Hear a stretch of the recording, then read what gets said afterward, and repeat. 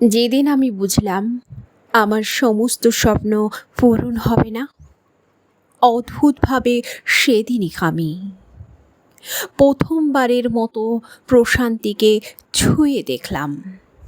আর বুঝলাম এ জীবনে সব পাহাড়ে ওঠা হবে না, সব ভালোবাসা পাওয়া হবে না, সব কবিতা লেখা হবে না, সব প্রশ্নের উত্তরও জানা হবে না।